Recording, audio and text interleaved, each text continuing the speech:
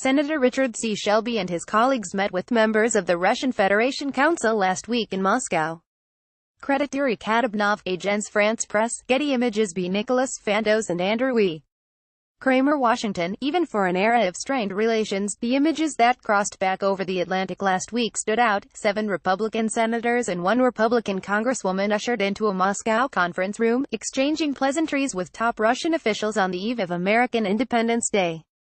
But if the delegation was intended to help thaw friction between the two countries before a summit meeting between their two leaders, its aftermath has shown just how treacherous diplomacy between Washington and Moscow has become amid Russia's brazen aggression abroad.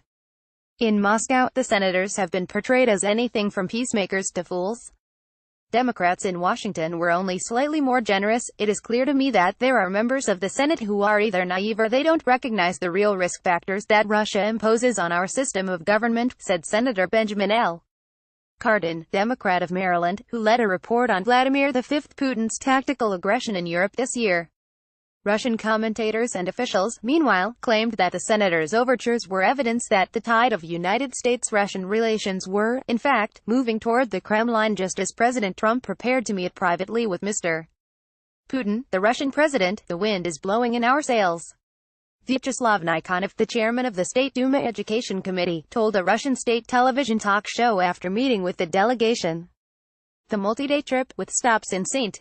Petersburg and Moscow, amounted to the most senior congressional exchange between the two countries in years, and the first since the Russians undertook an unprecedented and consequential campaign to bolster Donald J.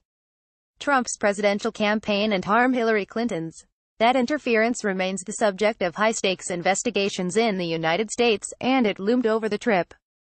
On the same day the senators met with officials in Moscow, the Senate Intelligence Committee released a report confirming that conclusions reached by American intelligence agencies, that Mr. Putin ordered a campaign to sow American political divisions, harm Mrs. Clinton and aid Mr.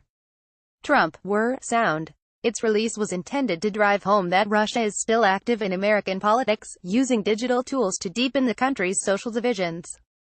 In Moscow, the senators traded pledges to work toward better relations with Russian lawmakers and Sergei Lavrov, the foreign minister.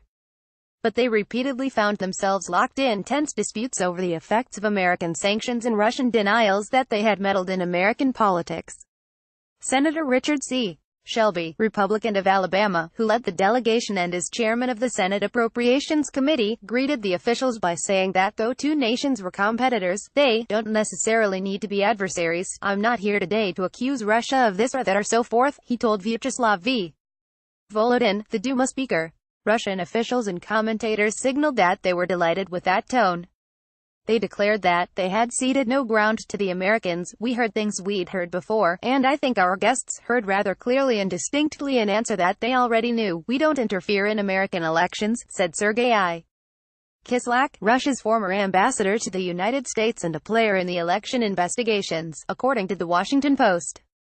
Maxim Suchkov, a foreign policy expert with ties to the foreign ministry, told the RBC newspaper that the delegation's visit aimed to bring the Republican Party into line on the importance of dialogue with Russia, a policy supported by Mr.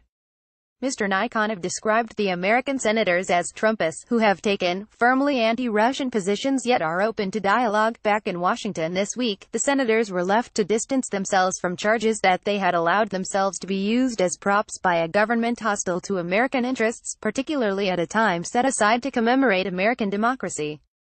Comments by one of them, Senator Ron Johnson of Wisconsin, set off howls from Democrats.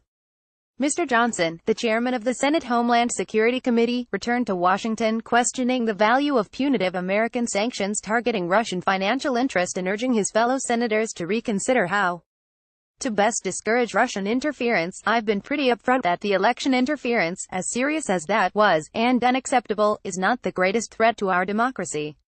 Mr. Johnson said in an interview with the Washington Examiner. We've blown it way out of proportion, Mr. Johnson was forced to clean up his remarks on Tuesday, saying that the senators had delivered a stern warning to Moscow and that the Russians would regret their disparaging comments toward American lawmakers. Mr. Shelby, too, sounded a more skeptical note back at the Capitol.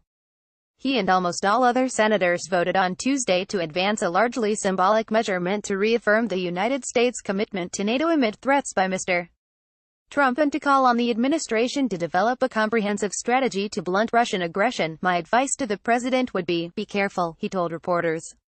You are dealing with a tough man, a smart man, and he probably wants to get something and give nothing in return. The episode could serve as something of a cautionary tale for Mr.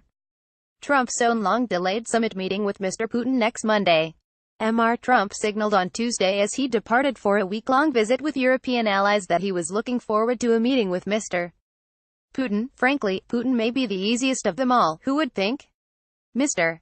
Trump said. A version of this article appears in print on page A12 of the New York edition with the headline, Trip to Moscow by GOP Senators Shows Bitterness of Relations. Or to reprints today's paper, subscribe.